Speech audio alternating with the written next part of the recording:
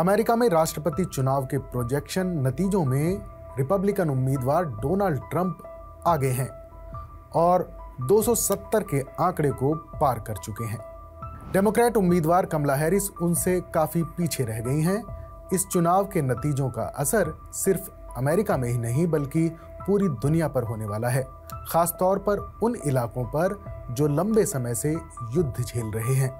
एक तरफ 32 महीने से रूस और यूक्रेन की जंग जारी है, तो दूसरी तरफ गजा में भी बीते एक साल से इजरायली हमले जारी हैं और फिर सितंबर 2024 के आखिरी हफ्ते से इजराइल ने लेबनान पर भी हमला कर दिया। इजराइल को गजा और लेबनान में अमेरिका की जो बाइडेन सरकार के सपोर्ट के चलते अरब अमेरिकी वोटर डेमोक्रेटिक पार्टी के पाले से खिसकने लगे थे। गजा युद्ध को लेकर ही अमेरिकी मुस्लिम बाइडेन और हैरिस प्रशासन से काफी नाराज थे। फिर लेबनान युद्ध ने उनके गुस्से को और ज्यादा भड़का दिया। ऐसे में यह जानना जरूरी है कि ट्रंप की जीत से क्या युद्ध खत्म होने की संभावना होगी या फिर ये जंग और ज्यादा विकराल रूप ले सकती है। व्हाइट हाउस की रेस में शामिल दोनों ही प्रमुख उम्मीदवार इजराइल के प्रति पुरजोर समर्थन जताते रहे हैं। डोनाल्ड ट्रंप के जीतने पर भी मिडिल ईस्ट में युद्ध के खत्म होने की संभावना काफी कम है। डोनाल्ड ट्रंप 7 अक्टूबर को इजराइल पर हुए हमास के हमले की खुलकर आलोचना करते रहे हैं। इस हमले में करीब 1200 इजरायली मारे गए थे और 251 लोगों को हमास के लड़ाकों ने बंधक बना लिया था। ट्रंप ने गजा के लोगों के प्रति बेहद कम सहानुभूति जाहिर की है, जबकि इजरायली हमले में 43,000 से ज्यादा लोगों की मौत हो चुकी है। जुलाई के महीने में इजरायली प्रधानमंत्री नेतन्याहू से मुलाकात के दौरान डोनाल्ड ट्रंप ने हमास पर पूर्ण विजय यानी पूरी जीत हासिल करने को कहा था। हालांकि उन्होंने गजा को लेकर कहा था कि फिलिस्तीनियों की हत्या बंद होनी चाहिए, लेकिन ट्रंप ने इसके साथ ये भी जोड़ा था कि नेतन्याहू जानते हैं कि वो क्या कर रहे हैं। डोनाल्ड ट्रंप वही शख्स हैं जिन्होंने राष्ट्रपति पद पर रहते हुए दुनिया भर के विरोध के बावजूद विवादित जेरूशलम इलाके को इजराइल की राजधानी के तौर पर मान्यता दी थी, जबकि दुनिया के कई देश आज भी तेल अवीव को इजराइल की राजधानी के तौर पर मान्यता देते हैं।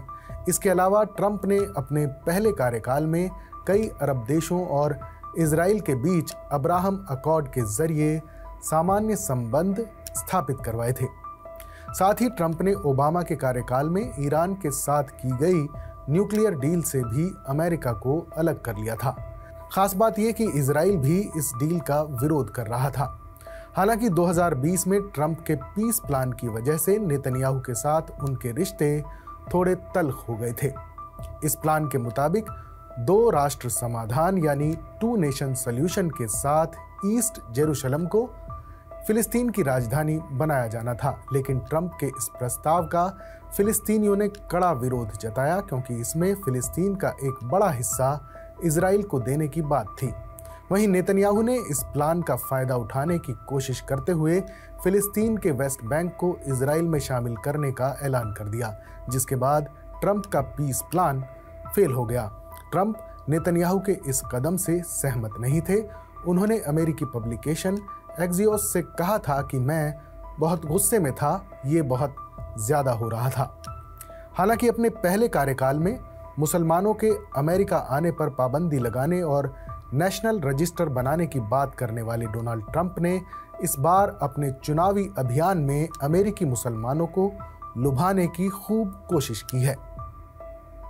उन्होंने अरब अमेरिकियों की बड़ी आबादी वाले स्विंग स्टेट मिशिगन में जंग को खत्म करने की बात कही है। हालांकि ट्रंप ने अपने बयान में गजा और इजराइल का जिक्र नहीं किया, लेकिन उन्होंने कहा था कि लेबनान में आपके दोस्त और परिवार को अपने पड़ोसियों के साथ शांति, समृद्धि और सौहार्द से रहने का अधिकार है और ये सिर्फ तभी मुमकिन है जब मिडिल ईस्ट में शांति और स्थिरता आएगी। वहीं कमला हैरिस की अगर बात करें तो वो डोनाल्ड ट्रंप की तुलना में गजा के पीड़ितों को लेकर ज्यादा मुखर रही हैं। उन्होंने लगातार इजराइल पर जंग खत्म करने और बंधकों की रिहाई के लिए डील को स्वीकार करने का दबाव डाला है। जुलाई में जब हैरिस नेतन्याहू से मिली थी तो उन्होंने 2 टूक शब्दों में कहा था कि वो गजा के लोगों के उत्पीड़न पर चुप नहीं रहेंगी। कमला हैरिस ने कहा था कि इजराइल को अपनी आत्मरक्षा का अधिकार है, लेकिन उसका तरीका मायने रखता है। गजा में बीते महीनों में जो कुछ हुआ वो दिल दहलाने वाला था। कमला हैरिस ने लेबनान बॉर्डर पर शांति की इच्छा भी जताई, लेकिन इसे लेकर उन्होंने कोई प्लान पेश नहीं किया है। हालांकि बाइडेन प्रशासन भी जाहिर तौर पर लगातार इजराइल पर गजा और लेबनान में युद्ध विराम के लिए दबाव डालता रहा, लेकिन विदेश मंत्री एंटनी ब्लिंकन के 11 दौरों के बावजूद नाकामी ही हाथ लगी।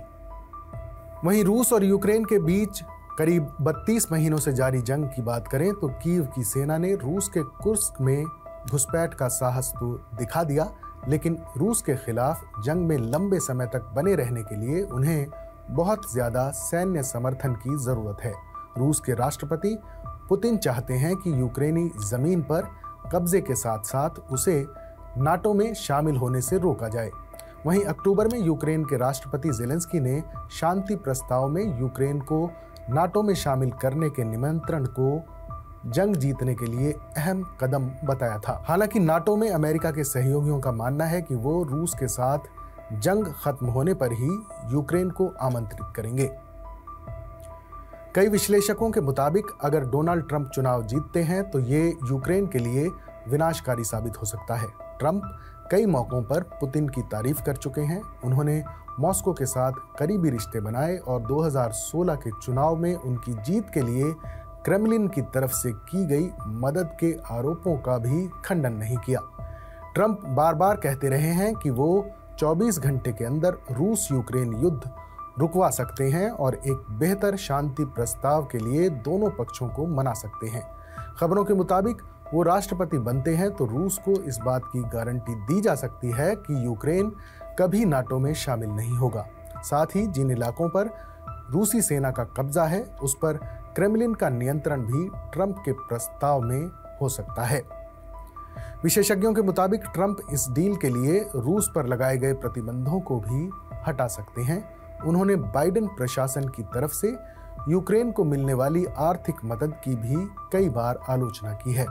हालांकि विरोधियों का आरोप है कि ट्रंप अपने राजनीतिक फायदे के लिए यूक्रेन को बेच देंगे। वहीं उपराष्ट्रपति और डेमोक्रेटिक उम्मीदवार कमला हैरिस ने रूस यूक्रेन जंग को खत्म करने के लिए कभी किसी योजना पर बात नहीं की है, लेकिन वो यूक्रेन को सैन्य सहायता देने का समर्थन करती रही हैं। फरवरी 2022 में जब रूस ने यूक्रेन पर हमला किया, उसके बाद से अब तक अमेरिका कीव को $64 बिलियन की मदद और हथियार दे चुका है।